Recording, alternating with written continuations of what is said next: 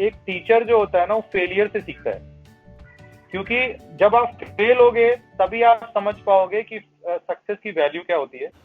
दोस्तों, सक्सेस पाने के लिए चाहे स्पोर्ट्स में हो या कॉर्पोरेट में, आपके पास मेंटर होना बहुत ज़रूरी होता है, क्योंकि वो मेंटर आपके लिए एक फरिश्ता होता है जो आपको गाइड करता है on field as well as off the field. Examples ले लीजिए, सचिन तेंदुलकर के पास थे उनके बड़े भाई अजीत तेंदुलकर और कोच रमाकांत आचरेकर।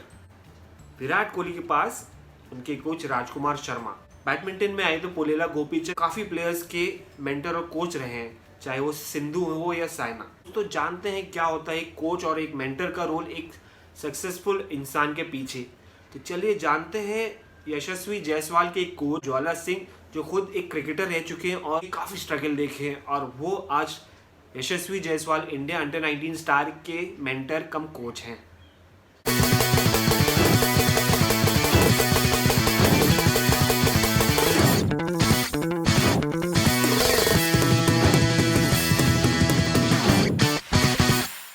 तो दोस्तों, अगर आपने द स्पोर्ट्स जर्नल्स को लाइक और शेयर और सब्सक्राइब नहीं किया है तो जल्दी से जल्दी कर दीजिए। चलिए चलते हैं। So hello friends, as I told you that एक ऐसे कोच से बात करूंगा मेंटरिंग का टॉपिक के ऊपर, और मेंटरिंग का टॉपिक बहुत इंपॉर्टेंट है आज लाइफ में, और हमारे पास और कोई नहीं इनसे बेटर मेंटरिंग के ऊपर बात करने के लिए ज्वाला सिंह। मेंटरिंग का रोल क्या होता है, एक मेंटर का रोल, और कितना इंपॉर्टेंट है एक मेंटर को लाइफ में होना। तो ज्वाला जी, आपका स्वागत है द स्पोर्ट्स जर्नलिस्ट पे। तो welcome Jwala ji. Thank you very much कि आपने मुझे बुलाया, और हम लोग आज बात कर रहे स्काइप के थ्रू। मेंटरिंग क्या होती है? आप बेसिकली खुद एक मेंटर हैं, खाली यशस्वी जायसवाल के नहीं, बाकी और भी यंग क्रिकेटर्स लोग के। तो मेंटरिंग क्या होती है? देखिए, मेंटरिंग जो एक वर्ड है आज से नहीं है, बहुत बहुत पहले से चला आ रहा है। और बहुत बार ऐसा होता है कि आपके पास बहुत सारा टैलेंट होता है, लेकिन आपको पता नहीं होता है कि वो डिलीवर कैसे करते हैं, या कभी कभी ऐसा होता है कि आपको पता ही नहीं होता आपके पास टैलेंट कितना है। तो जब जब एक कोई प्लेयर या कोई, it's mentoring is not only in sport, it's all in general life. अगर आप देखोगे तो आपको भी मीडिया वर्ल्ड में किसी ने इन्फ्लुएंस किया होगा तभी आप इधर आए हो। और उसके बाद डिपेंड करता है कि आपका मेंटर आपके कितना दिन तक आपके साथ है और कब तक वो सही राय दे रहा है। तो मेंटर एक ऐसा वर्ड है जो कोच के भी ऊपर हो सकता है, कि एक क्रिकेट कोच होता है या कोई भी एक आपका टीचर होता है, वो आपको स्किल सिखाता है। और मेंटर जो होता है वो आपके स्किल को समझता है और आपको डिलीवर करने के तरीके भी बताता है। और इसमें बहुत ज्यादा साइकोलॉजिकल सपोर्ट होता है, क्योंकि जब आप एक स्पोर्ट्स पर्सन खेल रहा होता है तो हर दिन वो अच्छा करता नहीं है, हर दिन वो बुरा भी नहीं करेगा, तो वो आपको कंट्रोल करता है, मेंटली कंट्रोल कर सकता है कि भाई अभी ये चीज अच्छी जा रही है, इसे और बेटर कर सकते हैं, या ये चीज अच्छी नहीं हो रही, इस पे कैसे काम कर सकते हैं। तो mentorship is something which is very very important. और आज से नहीं, बहुत पहले से, अगर आप पास्ट में जाएंगे, बहुत सारे जैसे हमारा महाभारत हम लोग बोलते हैं, उसमें अगर आप देखोगे तो श्री कृष्ण भगवान जो हम लोग बोलते हैं, वो मेंटरिंग उन्होंने किया और उन्होंने वॉर को जिता दिया। अगर आप बड़े बड़े क्रिकेटर्स को देखो तो कहीं ना कहीं किसी ना किसी का नाम उनके साथ जुड़ा ही हुआ है, चाहे वो हो सकता है कभी कभी कोच ना हो, उनका कोई फैमिली मेंबर हो। तो mentorship is very very important. Coaches का वो मेंटर्स का एग्जांपल दे सकते हो, प्लेयर्स का जो सक्सेसफुल हुए विद मेंटर्स। आप देख सकते हैं, अगर आप सबसे बड़ा एग्जांपल देखेंगे तो सचिन तेंदुलकर की किस तरीके से सचिन तेंदुलकर के भाई ने काफी पहले स्टार्ट में पहचाना कि क्रिकेट खेल सकते थे। उसके बाद आचरेकर सर आए उनकी लाइफ में, उन्होंने हर तरीके से उनको गाइड किया, और बाद में और भी बहुत सारे लोग मिले होंगे। ऐसा नहीं होता है कि एक ही मेंटर होता है, हर प्लेयर को अलग अलग स्टेज पे अलग अलग लोग एडवाइस देते हैं, लेकिन हाँ, एक इंसान का नाम हमेशा जुड़ा रहेगा जो आपको एक रफ से एक अच्छी जगह पे पहुंचाता है। वो mentor of the field on मत। अगर आज की सिनेरियो में देखूं ना, तो आज क्रिकेटर्स के लिए मेंटोर का होना बहुत ज्यादा जरूरी है, क्योंकि अगर आप 15 साल पहले जाएंगे तो क्रिकेट इतना ग्लैमर नहीं हुआ करता था। आप एक लिमिटेड क्रिकेट खेलते थे, आप रणजी ट्रॉफी खेलते थे, आप इंटरनेशनल क्रिकेट खेलते थे, और उसके बाद और कुछ था नहीं, डोमेस्टिक क्रिकेट थोड़ा सा होता था। और बहुत लिमिटेड चीजें आपकी जिंदगी में। पहले फैन फॉलोइंग इतनी नहीं थी, सोशल मीडिया नहीं था इतना, तो एक प्लेयर के डिस्ट्रैक्ट होने के चांसेस इतना ज्यादा नहीं था। ऑफकोर्स थे। आजकल का जो क्रिकेटर है वो थोड़ा सा अगर अच्छा करता है तो उसको इतनी सारी चीजें मिल जाती है कि बहुत बार वो सेटिस्फाइड हो जाता है, उसको लगता है कि मैंने बहुत कुछ अचीव कर लिया है। और वहीं पे आपका कोच या मेंटर का बहुत बड़ा रोल होता है, क्योंकि अगर आप खुश हो जा रहे हो कि आपको जो भी मिल रहा है, यू आर हैप्पी, कि आप समझो आप 1-2 सीजन आईपीएल आपने खेल लिया या समझो इंडिया के लिए कुछ मैचेस खेल लिए, तो that is not good enough. अगर आपके अंदर पोटेंशियल 10 या 15 साल कंट्री खेलने का है और अगर आप इतने टाइम में खुश हो जा रहे हो, तो maybe there is some problem in your brain. तो वहां पे अगर आपके साथ कोई अच्छा मेंटर रहेगा या अच्छा कोच रहेगा या कोई भी आपको सपोर्ट सिस्टम रहेगा, तो ऑफकोर्स आपको वो चार्ज करेगा, आपको वो रियलाइज कराएगा कि आप शायद इससे भी अच्छे बेहतर प्लेयर हो। एग्जाम्पल्स बता रहे थे, सचिन के साथ अजीत तेंदुलकर थे जो उनके भाई थे, बड़े भाई, और कौन कौन से एग्जाम्पल्स आप देंगे अगर आपके लाइव एग्जाम्पल्स आए हैं? मैं अगर आप देखेंगे जितने बड़े क्रिकेटर्स हैं, मैं सबकी पर्सनल लाइफ को तो मैं नहीं जानता, लोगों के थ्रू सुनने को मिलता है। आज की तारीख में अदर स्पोर्ट्स भी देखें किस तरीके से Pullela Gopichand is helping lot of badminton players on court, off the court as well. बहुत ज्यादा जरूरी है, क्योंकि मैंने जैसे बताया कि सबसे इतना तेजी से मिलता है ना स्पोर्ट्स में आजकल, स्पेशली क्रिकेट में, कि लोग डिस्ट्रैक्ट हो जाते हैं, उनको लगता है, और फिर आपके आसपास ऐसे लोग आने लगते हैं, नजदीक आने लगते हैं, और आप आज के तारीख में सोशल मीडिया इतना स्ट्रांग है, आप जैसे ही थोड़ा बहुत सक्सेस मिलता है आपके फैन फॉलोइंग बढ़ जाती है। मिसकंसेप्शन प्लेयर्स को ज्यादा जल्दी हो जाता है, बहुत जल्दी हो जाता है। मैं वही बता रहा हूँ कि अगर मेरा एक ही चीज है कि अगर मैंने कम एज में कुछ सक्सेस हासिल कर ली है, तो इट्स माय रिस्पॉन्सिबिलिटी कि इसको राइट नोट पे खत्म करूं। ये मेरे ऊपर है। अगर मुझे ब्रेक मिल गया है, कम एज में मुझे कोई अच्छी ब्रेक मिल गई है, तो ये मेरी रिस्पॉन्सिबिलिटी है कि मैं इसको हाई नोट पे खत्म करूं, रेदर देन इतने में खुश हो जाऊं। और क्रिकेट इतना कॉम्पिटिटिव स्पोर्ट है कि इसमें आप ज्यादा दिन तक चुप नहीं बैठ सकते हो। You need to work hard, more hard, क्योंकि इसमें फिल्ट्रेशन चालू रहता है हमेशा। आप अगर रणजी ट्रॉफी खेल रहे हो तो वहां पे अलग लेवल का प्रेशर होगा, आप इंटरनेशनल क्रिकेट खेल रहे हो तो उसमें अलग लेवल का प्रेशर होगा, फिर इंटरनेशनल क्रिकेट में भी अगर आपको टॉप पे जाना है तो वो अलग लेवल का प्रिपरेशन चाहिए। तो इसके लिए आपका मेंटर का अच्छा होना बहुत बहुत ज्यादा जरूरी है। ये तो रहा आपका लेसन्स मेंटरिंग के ऊपर। हम रियल लाइफ में अगर जाएंगे तो आप जब गोरखपुर से आए थे बम्बई क्रिकेट खेलने, टैलेंटेड फास्ट बॉलर थे, आपकी लाइफ फुल ऑफ स्ट्रगल थी, एक तरफ से मेंटरिंग नहीं होने की वजह से आपको वो नेक्स्ट स्टेज पे नहीं जा पाए। आप बॉम्बे खेले, एज ग्रुप क्रिकेट खेले, हमारा अकेडमी गए, ना पाए। मगर वही चीज अगर आपके पास मेंटर होता तो आप क्या होते? यस, थोड़ा डिसअपॉइंटिंग तो है क्योंकि अच्छा क्रिकेट में खेला। ऑफ कोर्स जब मैं मुंबई आया क्रिकेट खेलने के लिए तो बहुत ज्यादा इंथुजियास्ट था, मुझे मुंबई को लेके बहुत सारा ड्रीम था, ऐसा होगा वैसा होगा, और मैंने बहुत कड़ी मेहनत की। बहुत सारे लोगों ने मुझे सपोर्ट भी किया, लेकिन इनफ नहीं था, शायद कुछ ना कुछ इनफ नहीं था मेरे तरफ से भी, या शायद और जैसे मैंने मेंटोरिंग के ऊपर बोला, गाइडेंस नहीं था। मुझे ऐसा लगता था कि मेहनत करने से सब कुछ हो जाता है, लेकिन अब मुझे पता चला कि मेहनत ही काफी नहीं होती है, क्योंकि आपके डिसीजन आपके लाइफ को तय करते हैं। अगर आपने सही डिसीजन नहीं लिया या सही लोगों का नहीं भी सुना, बहुत बार ऐसा हुआ कि मुझे बहुत सारे लोग बोलते थे कि यार तू ज्यादा प्रैक्टिस कर रहा है तो इंजरी होने के चांसेस है, तो मैं उनका सुनता नहीं था, क्योंकि मुझे लगता था कि यार जो मैं कर रहा हूँ सब सही है मेरे हिसाब से। और मैं लोगों पे कभी कभी हंसता था, यार ये तो मेहनत ही नहीं कर रहा है। तो दैट्स व्हाट, मेरा क्रिकेट वो लेवल तक नहीं जा पाया, और मैं इसके लिए खुद को भी जिम्मेदार मानता हूँ। लेकिन एक चीज जरूर है कि मुझे कोई अच्छा मेंटर या कोच नहीं मिला। वो मैं हमेशा से रियलाइज करता हूँ कि अगर वो हुआ होता तो शायद मैं और अच्छा बहुत कुछ कर सकता था। इंजरीज के प्रॉब्लम हुए, और एट द सेम टाइम थोड़ा फाइनेंशियल इशू भी था, but more of it was not financial, it was physical, क्योंकि मेरी बॉडी मेरा साथ नहीं दे रही थी। तो मैंने ना उस फेलियर से बहुत कुछ सीखा है। अगर मैं आपको बताऊं ना, तो एक टीचर जो होता है ना वो फेलियर से सीखता है, क्योंकि जब आप फेल होगे तभी आप समझ पाओगे कि सक्सेस की वैल्यू क्या होती है और वजह क्या रही है। तो इट इज लाइक ऑब्जर्वेशन जो एक ऐसी चीज है ना जो आपको बहुत कुछ सिखा देती है, और शायद उसी के वजह से मैं आज की तारीख में लोगों के प्रॉब्लम समझ सकता हूँ, क्योंकि मुझे ऐसा लगता है कि मैंने अपना 100% दिया और शायद उससे ज्यादा मैं नहीं दे सकता था। हाँ, ये जरूर है कि मुझे कोई अगर अच्छा कोच मिल गया होता या कोई अच्छा गाइड करने वाला मिल गया होता तो शायद कुछ अलग स्टोरी होती, बट सब कुछ भगवान और अल्लाह की मर्जी से होता है। मैं भी शायद मुझे ऊपर वाले ने इसी काम के लिए बनाया था।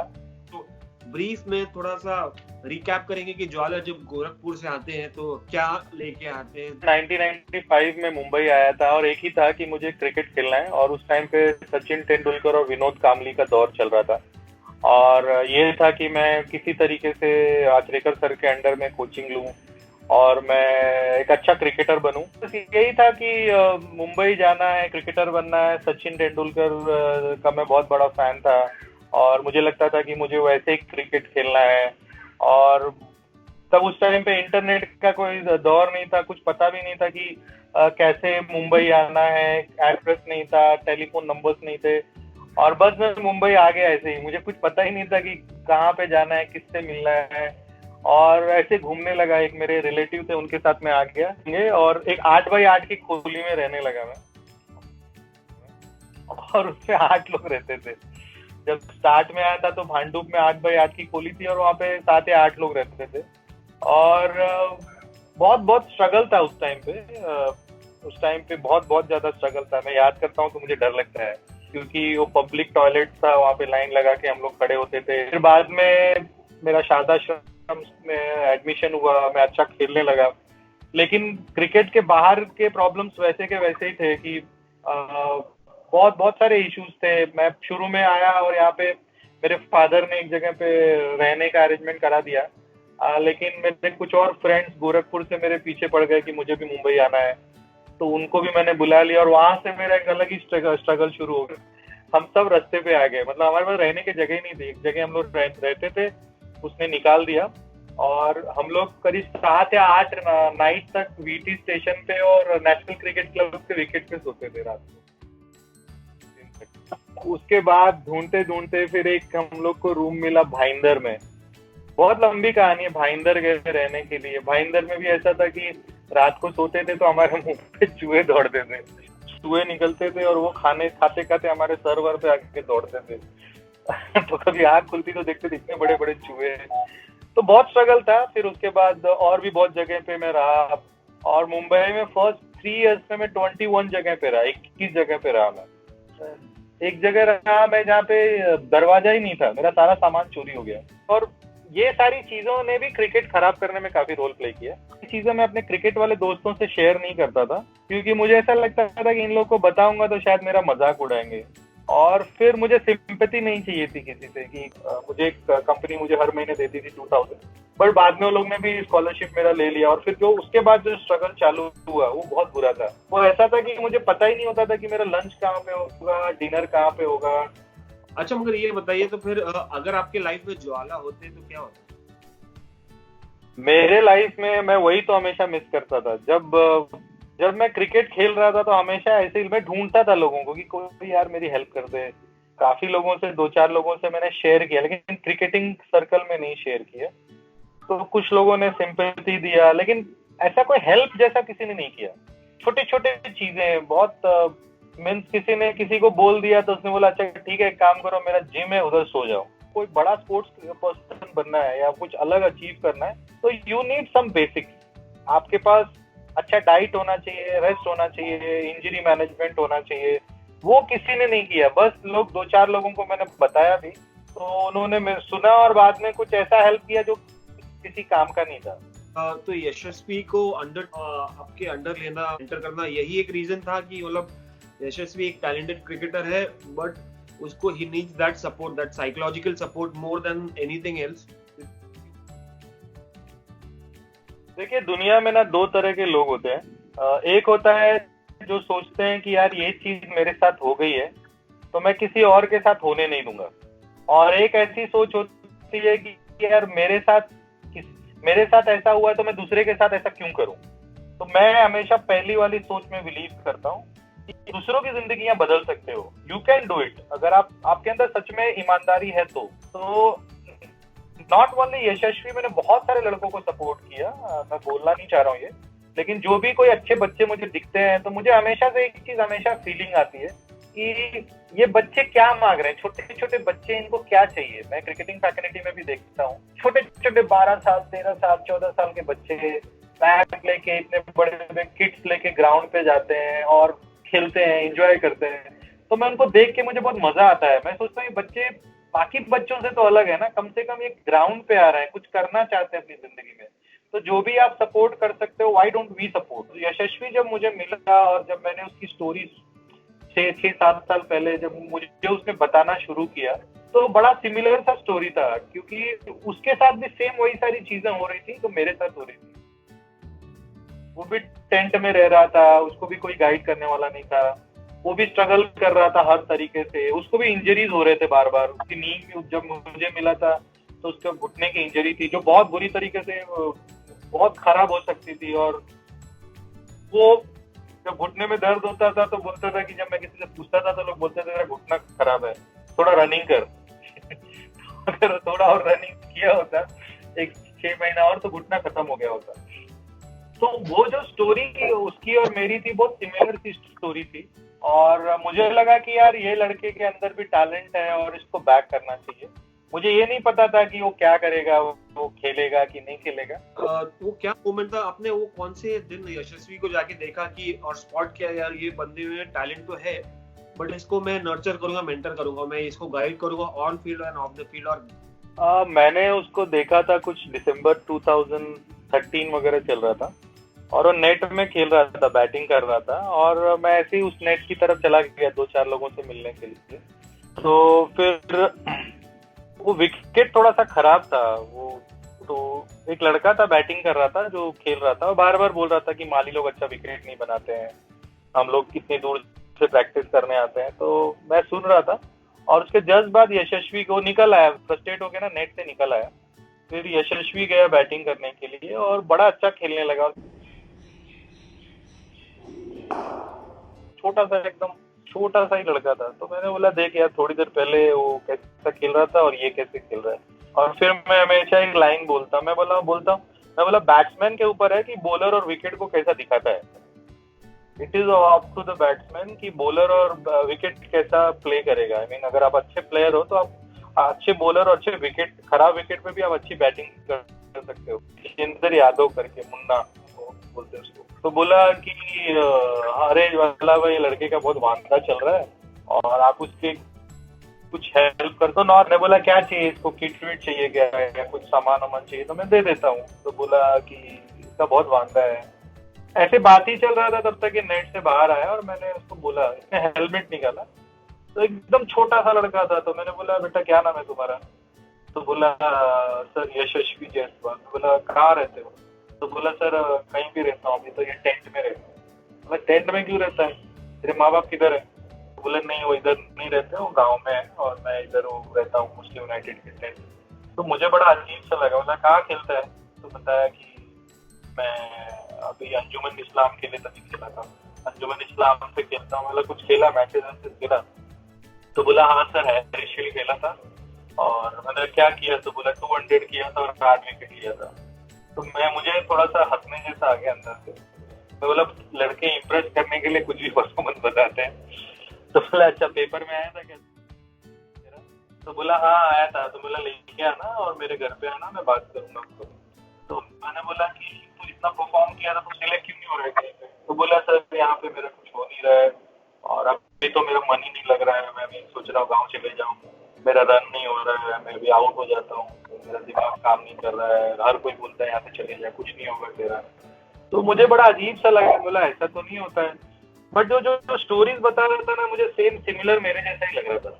मुझे लगा कि यार, मुझे ऐसा लग रहा था कि मैं अपने आप से ही बात कर रहा हूँ। जैसे मैं लोगों के पास जाता था, स्पॉन्सरशिप मांगता था, तो वैसे मैं भी, वो भी मेरे पास वैसे ही सेम वे में आया था। तो मैंने उसको बोला एक काम कर, तू एक मेरे यहाँ प्रैक्टिस करने है, मैं थोड़ा देखता हूँ पहले तेरा डेडिकेशन एंड ऑल। क्योंकि फ्रैंकली स्पीकिंग मैंने 3-4 और लड़कों पे काम किया था जो क्रिकेट छोड़ दिए 2-3 साल मेरी मेहनत करने के बाद। तो मुझे बहुत बुरा लगता था जब। उसके बाद फिर मैंने उसको बोला कि अभी भी अपना सामान लेके आ, अपना जहाँ से भी तेरा है। और मैंने फिर उसको मेरे घर पे ही रखा। और बड़ा इंटरेस्टिंग है, जब वो आया था अपना सामान लेके, तो उसके बाद मच्छरदानी था और एक कॉट था। बोला ये क्यों लाया? तो बोला सर इससे ही मैं सोता हूँ। बोले रख। He is like my family. और बस उससे तब से चला आ रहा है। और उसके बाद उसने भी पीछे मुड़ के नहीं देखा, और मैंने कभी उससे एक्सपेक्टेशन नहीं रखा। मैंने उसको डे वन एक ही चीज बोला था कि 10 साल का टारगेट लेके चलना है अपने को। 10 साल 100% एफर्ट्स डालना है पॉजिटिव माइंड सेट के साथ। What ever will happen. यही बोलता हूँ कि 10 साल का पहला हम लोग एक गोल लेके चलेंगे, 10 साल हार्डवर्क करेंगे, और फिर जो मिलेगा ना दैट वी विल एंजॉय। और ऑफ द फील्ड भी ज्ञान या लेसन्स देते हैं, या ऑन फील्ड भी एज वेल, मतलब बैठ के समझाते इसको अगर कोई गलती कर रहा है तो। स्किल वर्कआउट तो क्या था, जब वो स्टार्ट में मेरे पास आया था ना, तो स्किल पे बहुत काम था। मैंने उसके ऊपर बहुत काम किया स्टार्ट में, पहला 1.5-2 साल, क्योंकि तब की बैटिंग और अभी की बैटिंग में बहुत अंतर आई। और मेंटली बहुत ज्यादा डाउन था वो, क्योंकि वो डरा हुआ लड़का था और हर कोई उसके बारे में निगेटिव बोलता था, तो हर चीज में निगेटिव बातें करता था। और फिर सेंस नहीं था, क्योंकि वो रहा था मालियों के साथ और ग्राउंड्समैन के साथ। सेंस नहीं होता है कि कब क्या करना चाहिए, तो वो एक दिक्कत थी। बट धीरे धीरे काफी कुछ इम्प्रूव हो गया जब से वो अच्छा क्रिकेट खेलने लगा। अभी जैसे अंडर-19 इंडिया के लिए 2 साल से वो खेल रहा है। इंडिया अंडर-19 अगर आप खेल रहे हो तो आपके पास अच्छा फिजियो रहेगा, वो आपको हमेशा प्रोग्राम देगा। एक लेवल के बाद स्किल वर्कआउट पे ज्यादा काम नहीं रह जाता है, वो तो खाली अपग्रेड करना पड़ेगा आपको।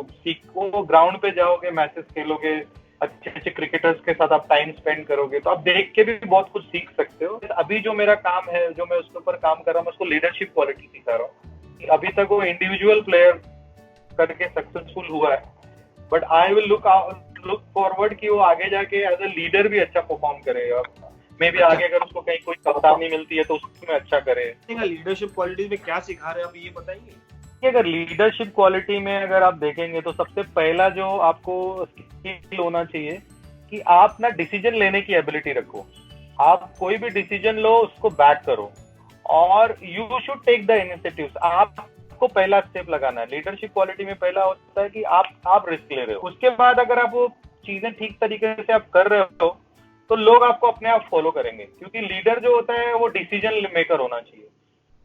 तो मैंने उसको बहुत सारी चीजें बताई हैं कि जैसे अगर समझो आप टीम के साथ हो और कोई लड़का डाउन हो, या कोई जैसे भी समझो कोई मैच चल रहा है, बहुत सारे प्लेयर ऐसे होते हैं जिनके परफॉर्मेंस नहीं होते हैं, तो आप एज अ लीडर उनको आसपास जाके उनको समझा सकते हो कि ये चीजें सही है, ये चीजें सही नहीं है।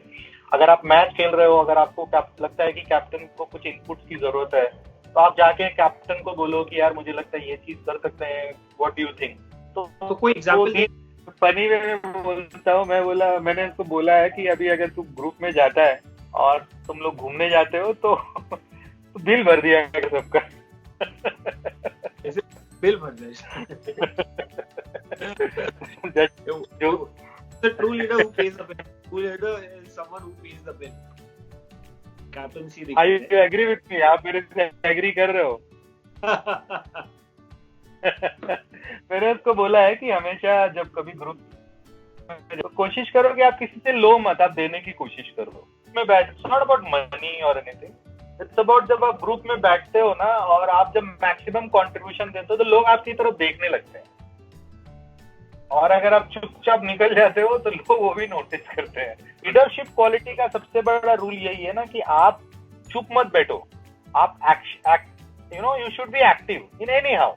तो अगर आप बहुत सारे लोग बैठे हुए हो तो आप अपना फिंगर राइज करो कि मुझे ये चीज बोलनी है, तभी आपके अंदर का पोटेंशियल आप इम्प्रूव कर पाओगे और दूसरे लोग भी ये चीज को समझ पाएंगे कि ये बात ये है कि मतलब अगर कोई प्लेयर है कोई भी स्पोर्ट का, तो उसको अगर मेंटर चाहिए, जैसे अभी हमारा डिस्कशन हुआ, कोई लोग देखेंगे कि देखे होंगे कि मतलब ऐसे इंस्पायरिंग स्टोरीज आप और यशस्वी की, तो ये बताइए कि अगर किसी को मेंटर चूज करना है तो वो कैसे चूज कर सकता है या खुद? मुझे सबसे पहले एक ही चीज बोलना है कि अगर आप किसी पे ट्रस्ट करते हो ना तो उस पर ट्रस्ट करो, लेकिन चूज करके ट्रस्ट करो। कभी कभी ऐसा होता है हम रॉन्ग लोगों पे भी ट्रस्ट कर लेते हैं और वो हमारी जिंदगी को सही डायरेक्शन नहीं दे पाते हैं। यस, आप देखो कि आप किसकी एडवाइस से आपकी जिंदगी का जो कर्व है आगे की तरफ जा रहा है। जरूरी नहीं कोई बहुत अच्छा एक्स्ट्राऑर्डिनरी नॉलेज है उसके पास वही आपका मेंटोर होना चाहिए। आपको ये ध्यान में रखना है कि किसकी बातों से आप मेंटली थोड़ा रिलैक्स होते हो और किसकी बातों से आपका जो स्किल है वो इम्प्रूव हो रहा है। और ऐसा नहीं कि आपको अगर थोड़ी बहुत सक्सेस मिल जाती है तो आप उसको छोड़ दो, क्योंकि बिलीव मी सक्सेस मिलने का कोई अंत नहीं है। आपके अंदर पोटेंशियल, मैं बहुत लोगों को बोलता हूँ, अगर आपके अंदर पोटेंशियल 100 रुपए कमाने की है तो आप 10 रुपए में क्यों खुश होगे। अच्छा क्रिकेटर हो या अच्छे स्पोर्ट्स पर्सन हो या अच्छे कोई भी फील्ड में अच्छे हो, अगर आपने अपने पोटेंशियल को पूरा नहीं जिया, बिलीव मी जब उस चीज से आप बाहर निकलोगे ना तो जिंदगी भर आप उस चीज को मिस करोगे कि मैंने अगर ये किया होता या इनका सुना होता या ऐसा किया होता तो ऐसा हो गया होता। तो इसीलिए always try to be in a moment. और अगर आप किसी की एडवाइस आपके लिए काम कर रही है और आप सक्सेसफुल रहो तो भाई उसको छोड़ो। आपको उसकी कुछ बातें, उसको आपकी कोई बातें अच्छी नहीं लगेंगी और किसी भी वजह से अगर ऐसी कोई चीजें होती हैं तो उसको अवॉइड करो, बट बी विद देम। वो बोलते ना, success is always a team. जो अगर कोई प्लेयर कोई भी स्पोर्ट में या कोई एग्जीक्यूटिव या कोई कॉर्पोरेट फील्ड में जा रहे हैं, उतरा है मैदान में कि हमको कॉन्कर करना है, बट उसको एक पर्टिकुलर मेंटर नहीं मिला या कोई एक कोच नहीं मिला जो उसको गाइड करे या कोई गुरु नहीं मिला, तो उसको क्या करना चाहिए? वो खुद अपना ही मेंटर बन सकता है? बहुत मुश्किल है, क्योंकि life is like a chess. कि जब आप चेस खेल रहे होते बहुत आसान होते हैं लेकिन आपको दिखते नहीं है। खुद का मेंटर बनना बहुत मुश्किल है। और मैं हमेशा, जैसे मैंने बोला कि success is always a team work. बिना गुरु के ज्ञान नहीं होता है, जो मैंने अपनी जिंदगी में सीखा है। तो बहुत मुश्किल है, वन हैंडेड जाना बहुत मुश्किल है, क्योंकि ये ना सक्सेस एक जर्नी की तरह है। ये कोई ऐसा एक डेस्टिनेशन नहीं है वहां पहुंच गए और सब कुछ मिल गया आपको। मैं हमेशा मानता हूँ कि एक गुरु बनाना बहुत जरूरी है। भले मैंने बोला है कि कोई उसको बहुत ज्यादा नॉलेज ना हो या बहुत वेल स्किल्ड भी ना हो, बट एक कोई आप इंसान ढूंढो ही जिसकी, मैंने बताया ना, जिसकी बातें सुनको कम से कम आपको अच्छा लगे। भले उसके पास ना, हर कोई लकी नहीं होता है कि उसको बहुत हाई स्किल्ड या एक्सपीरियंस गुरु या कोच मिल जाए, लेकिन यस, आप जिस लेवल पे खड़े हो वहां पे भी ढूंढ सकते हो कि आप, क्योंकि मैंने देखा है बहुत बार ऐसा होता है कि कोई बहुत होते ना, कोई एक इंसान आपको बहुत अच्छे फील करा के चला जाता है। तो आपकी फीलिंग को जो इम्प्रूव कर सकता है, अगर समझो आपका कोई भाई बहुत हाई स्किल्ड नहीं है, आपकी फीलिंग को कोई इम्प्रूव कर सकता है, तो of course you can go for it. और किसी एक का सुनो, मेक अ गुरु। बिना गुरु के मैं बोलता हूँ ज्ञान नहीं होता। मैं हमेशा ना दिमागी तौर पे बहुत काम करता हूँ, क्योंकि एक हमारा माइंड जो होता है ना, माइंड इज वही शरीर से काम कराता है। अगर आपका माइंड रिलैक्स नहीं रहेगा तो आपके बॉडी पार्ट कभी भी ठीक तरीके से काम नहीं। और जैसे हम बोलते हैं कि अरे यार मैं बहुत टेंस्ड हूँ, चलो मैं म्यूजिक सुन लेता हूँ, मैं मूवी देख लेता हूँ, या मैं सो जाता हूँ थोड़ा, वो टेम्परेरी है। लेकिन अगर कोई आपको समझने वाला इंसान है, अगर आपसे कन्वर्सेशन कर रहा है, काउंसलिंग कर रहा है, तो उससे अच्छा और कुछ भी नहीं। एक ऑनेस्ट फ्रेंड भी हो सकता है आपका मेंटर, अगर वो आपको सही राय दे या कोई भी हो सकता है। आप ढूंढो जरूर। मैंने बोला जरूरी नहीं कि आपको एकदम हाई स्किल्ड के ही लोग ही मिलेंगे जो आपकी जिंदगी को बदल देंगे। दिखेंगे तो आई थिंक महेंद्र सिंह धोनी के लाइफ में ऐसे फ्रेंड्स थे जो मैंने मूवी में देखा है, मैं रियल में तो नहीं, वो उसको आप नोटिस कर सकते हो। ये ज्वाला जी, बड़ा अच्छा लगा बात करके, बहुत ही लेसन्स मुझे भी मिले, काफी मजा आया। हमेशा की तरह ज्वाला से बात करके, ज्वाला जी से जो यशस्वी के कोच मेंटर गाइड है और खुद के भी एक स्टोरी तो अलग लेवल की है, फ्रॉम रैग्स टू रिचेस की। आए थे बम्बई गोरखपुर से सपना अपना पूरा करने और लोगों के, बच्चों के सपने, यंगस्टर्स के सपने पूरे कर रहे हैं अभी। Okay, thank you very much. Thank you. तो कैसा लगा आपको हमारा कन्वर्सेशन ज्वाला सिंह के साथ? मजा आया ना? और काफी कुछ सीखने मिला होगा। तो ऐसे ही बहुत सारे वीडियोस मैं ताउस रिजवी लेकर आऊंगा आपके पास। बने रहें मेरे साथ द स्पोर्ट्स जर्नलिस्ट को, और सब्सक्राइब और शेयर करना मत भूलिए। फिलहाल के लिए मुझे दीजिए इजाजत। अलविदा।